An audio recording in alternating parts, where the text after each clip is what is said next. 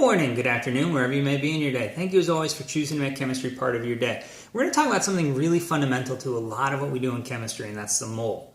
We'll actually do the math in the next one of these little video lectures, whatever you want to call them. Okay, so I've done this many times in class and asked them to think, what would be the mass of the smallest piece of salt they could have? And usually I get a number that's actually larger than this. But I thought this would be a nice number to illustrate the idea. So if I took 1 nanogram of salt, which I suppose you might be able to see with the naked eye. Certainly with a low-powered microscope we could see that. But a really, really small chunk of salt. You would think maybe there's not too many atoms in that. You'd be wrong. If you were to calculate this out, roughly speaking, you would get, 1,000, million, billion, trillion. You get 10 trillion sodium atoms and 10 trillion chloride atoms. Huge numbers. These are numbers we can't deal with. These aren't things we can count. These aren't things we can conceptualize well. So we need something better than that. So if I go to the market and ask for a dozen cookies, how many cookies do I get? 12, right? Everybody knows that. So the mole is like a fancy dozen. Except it's not 12.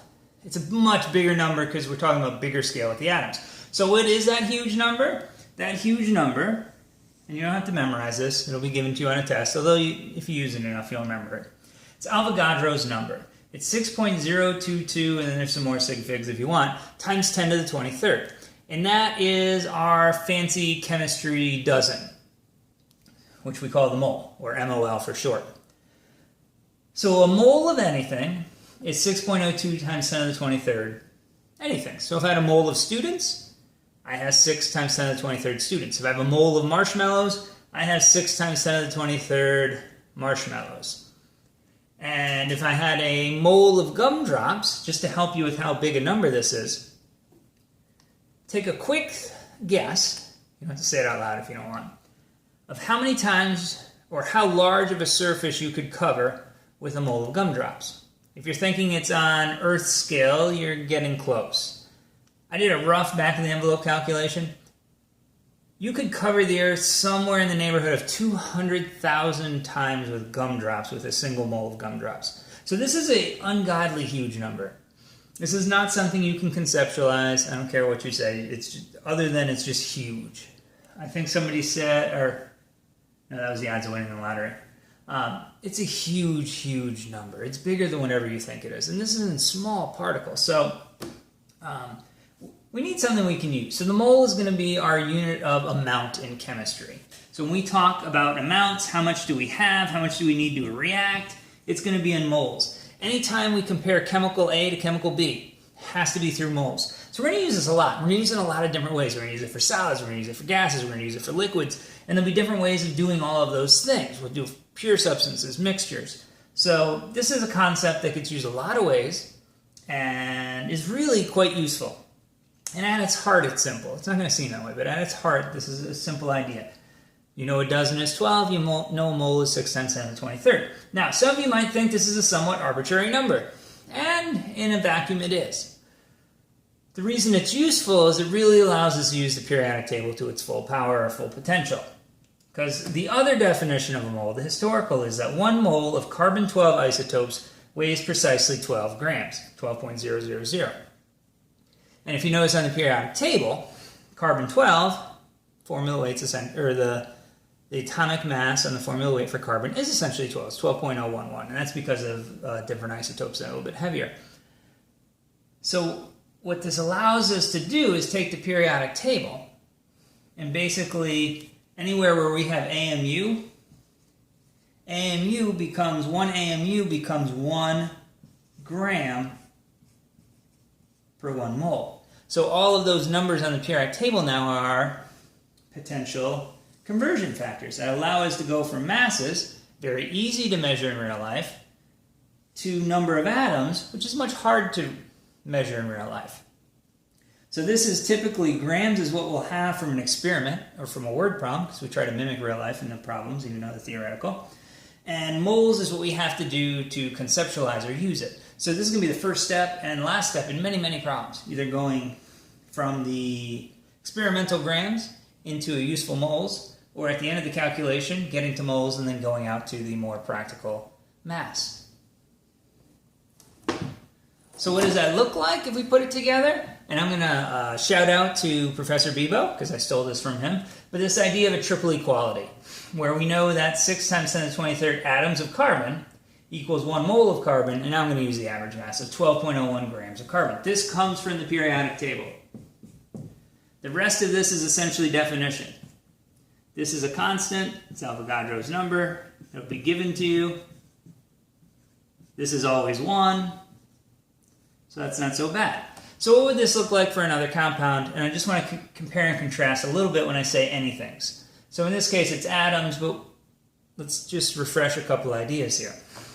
If I take H2O, now it's not just made of a single carbon, and we can't just go to the periodic table and find the H2O box. But we do know that H2O is made out of 2 hydrogen atoms. And remember, there's an implied 1 here, and 1 oxygen atom. And that should give us our total. Right? The total mass should be the sum of the pieces. So now when we go to the periodic table, we take the bigger number in all these cases. 2 after the decimal will give you enough significant figures for me. Some people like more, some people like less. I do 2 after the decimal. And from here, we just plug through and you get 18.02 grams of water is equal to 1 mole of water. And that's really what we're getting from the periodic table. And this allows us to convert from grams to moles or moles to grams. Just make sure the units cancel out and it'll be fine. We'll do some examples of that. And I don't think this is too bad. Now, if you want to make it into a triple equality, say we wanted to go from molecules to grams or vice versa, we know that this is 6.02 times 10 to the 23rd. And here's my question. What? Can I say atoms? Is that right? I could say units, but that's cheating. We can do better than that. Hydrogen's not a nonmetal. Oxygen's a nonmetal. They're both nonmetals, so this is covalent bonding, and this is a molecule. So we'd say 6 times 10 to the 23rd molecules of water. Also notice in my definitions here, I put water, water, water, which may seem unnecessary, might even seem redundant, but we're about to get to the point in the semester where we do calculations with more than one chemical. And grams of water does not cancel out grams of CO2 or grams of octane or anything else. So we have to be specific, and please, this will save you so many mistakes on your problems. I know it takes extra time. I know occasionally it's tedious. I put these here. If I can, after all these years of working chemistry problems, if I can still write the molecule in each of these, so can you. So get in the habit of put it down, put it down, put it down. If we want to do iron chloride, same idea. What's it made out of? Well, it's made out of 1 iron atom, 3 chlorine atoms, and then we go to the periodic table and we take the bigger numbers. So for iron, that's 55.85. For chlorine, that's 35.453. And if we multiply through, we get, I cheated, I wrote down it earlier, 162.2, and then the question always is what? We've been calling it AMU, but we're not going to anymore. This is grams of iron 3 chloride. That's going to give me 1 mole of iron 3 chloride. And that's also 6 times 10 to the 23rd watt of iron chloride. Once again, is this an atom? Absolutely not. Is this a molecule? And you're going to say, not so fast, my friend. We have a metal out front. Iron's a metal. And what do we know about that? Well, we know that metals and nonmetals form ionic bonds, and this is an empirical formula. So you would say formula units, and I'll just say units here for sake of brevity, but this would be formula units of iron 3 chloride. One more. I want to do 2 quick examples here just to show you how to break these down if you get something a little bit different. So remember when you have these parentheses here, that means you have 3 of everything inside. So that's 3 times the sulfur and 3 times the oxygen. So when you're breaking this down, you would have 2 aluminum atoms, 3 sulfur atoms, 12 oxygen atoms, and this is why I do the theta, so it doesn't look like a 0, like 120 or something like that. And that will give me my total mass. We just plug in our numbers from the periodic table, and if you punch that through, you get 342.17 grams of aluminum sulfate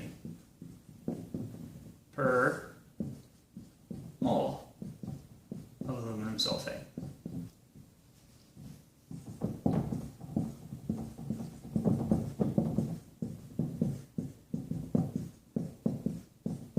Just in case I made a mistake, you can see the work there.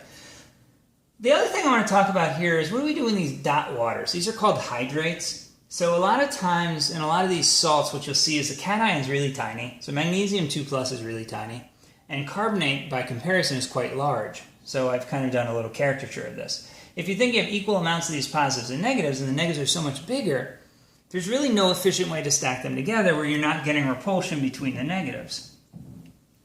So what happens is to stabilize this salt, it usually is really good at absorbing water. Water will fit in these little crevices, and so you see this quite a bit, these hydrates with these ionic compounds. So they're there, they're taking up mass. So if you're doing a formula weight or a molar mass of a compound like this, you really need to include the mass of those waters too. So this would be made out of 1 magnesium, 1 carbon, I'm going to do it in pieces, 3 oxygens, and then it's 2 of everything that follows. So 2 times 2 gives me 4 hydrogens and 2 oxygens. And you can look up those masses on the periodic table as well, and you should get 120.36 grams of magnesium carbonate dihydrate in every mole of magnesium carbonate dihydrate. So that's the basics.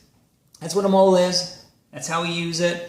Conceptually, this is kind of the building block. In the next video, we'll do a couple calculations, make sure we're comfortable with it, because we're going to start and end almost every problem the rest of the semester doing calculations using this equality from grams to moles. Thank you so much for your time.